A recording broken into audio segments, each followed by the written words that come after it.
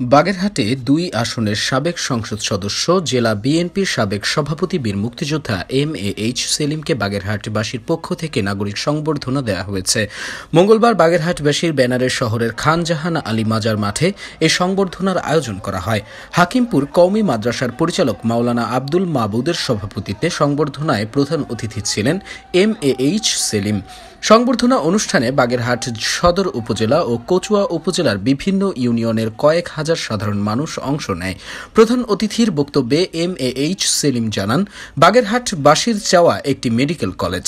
কচুয়ার গোয়ালমাঠ এলাকায় থাকা মাজেদা বেগম কৃষি প্রযুক্তি কলেজকে বিশ্ববিদ্যালয়ে রূপান্তর ছাড়াও বাগেরহাটবাসীর উন্নয়নে তার আরও নানা পরিকল্পনার কথা জানান। রাতে তিনি বৈষম্য বিরোধী আন্দোলনে নিহত বাগেরহাটের ৬ শহীদ পরিবারকে ১ লাখ টাকা করে মোট ৬ লাখ টাকা চেক প্রদান করেন।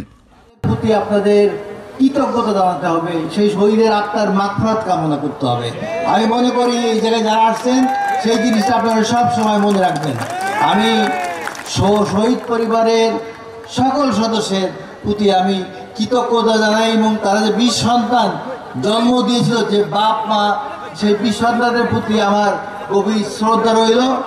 পুনুর, বর্তমান টেলিভিশন নিউজ ডেস্ক।